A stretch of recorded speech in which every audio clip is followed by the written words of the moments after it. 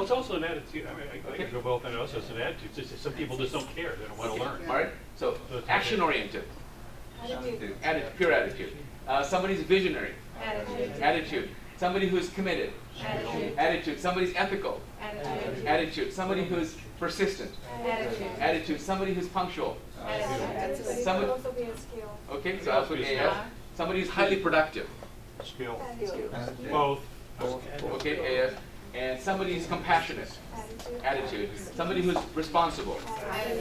Attitude. Somebody reliable. Somebody who's leadership skills. Skill. Skills. Okay. Somebody who's organized. Skill. Somebody who's organized. Skill. Skill. Okay. Both Yes. again. Somebody who thinks outside of the box. Attitude. Somebody who's kind. Attitude. Somebody who breaks comfort zone. Attitude. Somebody who's hardworking. Attitude. Somebody who's a good sense of humor. So my point is this: the reason I usually don't stop at 100, so I don't stop at 20, I take it to 100, is the more I go to this 100, which one becomes more and more percentage-wise higher? Attitude. Now, by your own admission, one thing that we, just like we said, we want to, one common denominator is that we all want to have money. We all want to make more money. And right here, we all said we all want to become successful. And here are the reasons. Because by your own admission, said these are the qualities that will make somebody successful. Not one person said short sale. Not one person said wholesale. Not one person said retail. All those are skills, but all of these things that you are to right now when you leave this door, you want to become more successful. And we never realize that our success is dependent on what? Attitude. And all we focus all the time is on our Skill. And so here is the lesson from this, that you guys right now sitting here on your chair, you don't even know why you say something is skill and why you say something is an attitude. And there's only one criteria in your mind, and you say to yourself unknowingly that if I can go someplace and somebody's teaching it, I can take a course on it, then that's a skill. If not, it's an attitude. If you think about it, that was the rationale for you without even knowing. Because you say leadership, there's few or organized, because you know that you can go take a time management course. So anything, but everybody said, you know, visionary is an attitude. Somebody said breaking comfort zone is an attitude, because you don't go to a class for breaking comfort zone. But here's my real point. Come on, answer this question. Is anyone born with all these qualities? Yes. Nobody's born with these qualities. Come on. So that means It takes practice. somewhere along the way in your life that you have acquired these things. Am I correct? Yes. If they can be acquired, if they can be learned, ladies and gentlemen, they're all skills. I think that and this is just my personal thing, I think we're all born with it, but we need to practice it. That all of us, we have, you're taking the in a very spiritual, I can go in that direction also, and we're born with everything, we just need to remind ourselves and connect to the source And to tap that has into given what us we have. what we have. But my point is this, that you think that this is attitude, but somewhere along the way that you have to learn. That means every one of this is a skill, which means there is hope for all of us. That if you don't sitting there thinking that I don't have it, and if this is something that you're born with it, then we might as well resign right now. We can go and we can acquire these things. And my mentor, Tony Robbins, once said to me that sometimes awareness alone will make the shift. Because if you're not even aware of it, that these are skills, you'll never be even go to learn. So hopefully, my goal is to give you that sense of realization first. That what really is responsible for your success. Yes, it is your attitude. And what is your attitude? It is the vanguard of your true self. It is the root. Its root is inward, but its fruit is outward. It's your best friend or your worst enemy. It's more honest and consistent about you than your words. It is what draws people to you or repels them. It is never content until it's expressed. It is the librarian of your past. It is the speaker of your present. And it is the prophet of your future. And that's what attitude is. And if you want to become successful, then those are the qualities that you need to, right now, develop, acquire, practice consciously, not unconsciously. And maybe some will happen, some will not. Every one of those, because these are the qualities, by your own admission, that your people, your most successful people, have acquired. I was going to say that without the right attitude, we would never take the first step, right? We would never take the first step. That's habit number 1.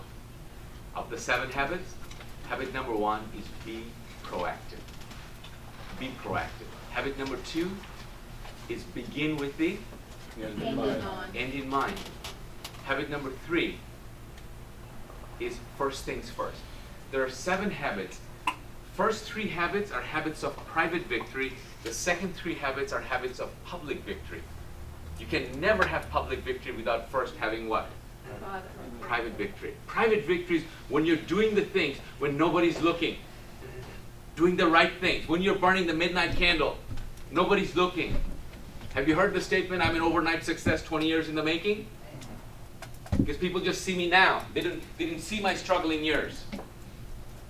So that all the hard, just they look at today.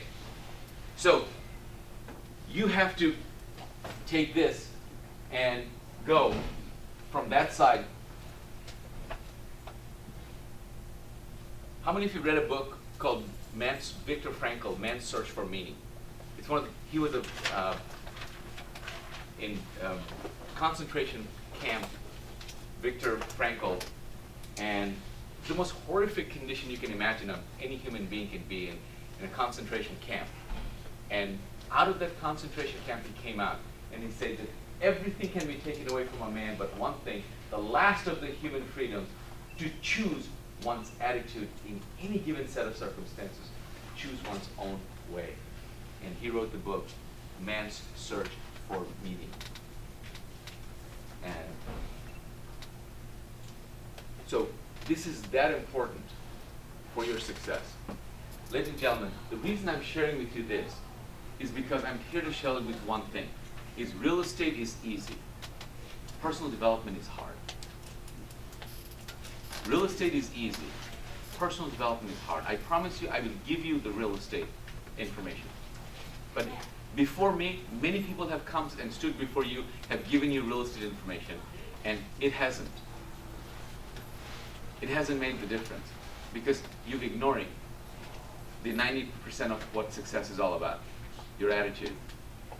And you don't focus any time on that. You just think that if I come and tell you how to buy a house, how to buy a mansion with no money, no down, and you can become successful, I will give you that information for free.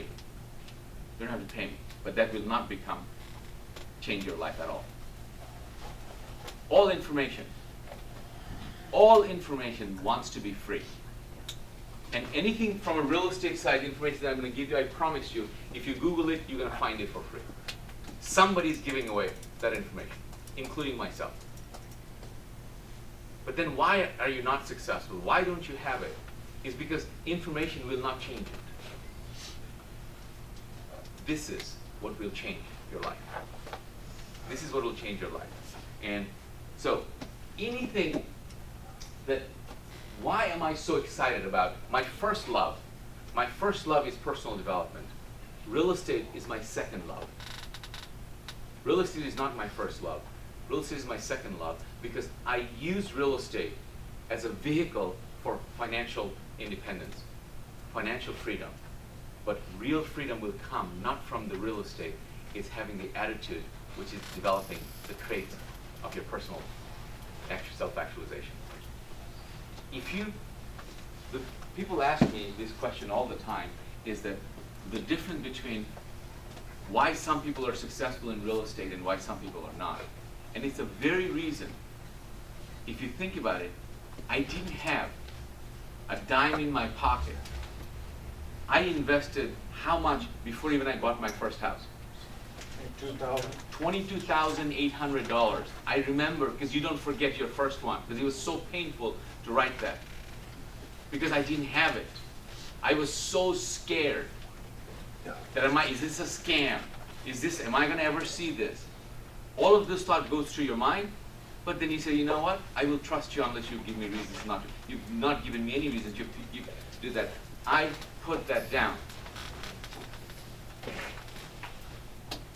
People think that the real estate is the asset. They forget. Real estate is not the asset. What is the asset? You. You are the asset. So they invest in real estate and they forget to invest in home. Themselves. So if nothing else, if I ask you right now, every day you invest, you take your income, you buy your grocery, you pay your rent, you pay your insurance, and then let me ask you, how many of those dollars are you putting in here? Don't let your schooling get in the way of your education. I wouldn't care if my kids go to college, ever. I would not even care. But I would absolutely damn sure will care if they stop their education. Schooling is a degree. Schooling is a high school diploma. Schooling is some kind of a certificate. It's a finite. You start, you finish. But education is what? Lifetime. Forever. It's a lifelong process. It never stops. So don't let your schooling get in the way of your education. I sometimes joke that my UCLA degree and 25 cents ought to get me a cup of coffee. Not at Starbucks though. Maybe at a Denny's. And so understand, so perhaps since we have chosen that real estate as our vehicle, nobody perhaps shared with you why real estate, of all the business that I could have done, is the most ideal business. And here I'm going to share with you why real estate is the most ideal business of all the business. Number one is because I stands for income. Real estate can give you cash and cash flow. Am I correct? Yes. It can give you chunks of cash and it can give you monthly cash flow. Number two, D is for depreciation. This is the only business that I know that just by owning real estate, that's like our inventory, that the government gives us money back in terms of, earned credit. And E is for equity. Equity build up through tenants. Because if I buy a house today for $100,000 or $500,000 or $1 million, it doesn't matter. If I take a house for $100,000 and I pay $20,000 down, I get an $80,000 mortgage. Nobody in this room, none of us have a compass or a globe, crystal ball that can tell us that 10 years from now that property is going to be double or a little bit. We have no idea. But one thing is a mathematical certainty is that 10 years from now, that $80,000 loan, that's going to go down. Am I correct? Yes. Who's paying it down?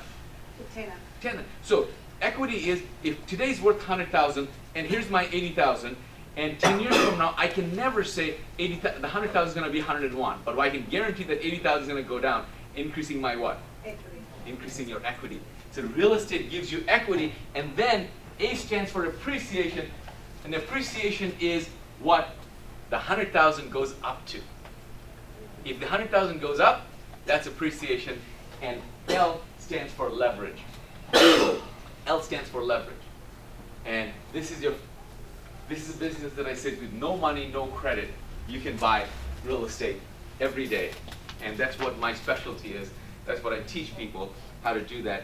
And let me give you an example of why real estate is and this is my very first house I ever bought in 30 days before and 30 days after, and I bought this house, and you may buy thousands of homes, but you never forget your what? First one. Your first one. That's your puppy love. That's your first love. And I bought this house in exactly like 12/29/99. I remember so vividly that it was because remember Y2K? How many remember Y2K? the whole world's gonna collapse, go under. And I said, I want to be able to tell my kids I bought my first home the last millennium. So I went and forced the guy to write the contract on 12/29. He's not interested. What am I gonna do? The whole world's gonna fall apart. I said, I want to buy a house before I die. And I paid $19,000 for the house. I paid the construction, and I paid $12,000 in repair. So I had $31,000 in it, and the moment I finished it, I got an FHA appraisal for $65,000. That means I have practically a brand new house at less than 50 cents on the dollar. Am I correct? And so I could not sell the house. I could not sell the house. I'll tell you the story a little later. And I did an 80% cash out refi. I did a cash out refi, so 80% of 65,000 is what? About 50. 52,000. So I put $52,000. I got a check, my first check, and so that I had 31,000 in it. How much cash did I put in my pocket? $20,000, as I said. It didn't happen the first day. It took me about 6 months before I could get my first. And then I did a lease option on the property. And I leased it for $650, and my net cash flow every month was $220. And within this, it took me 6 months to crack it. I bought my first house, then I bought the house next door for $20,000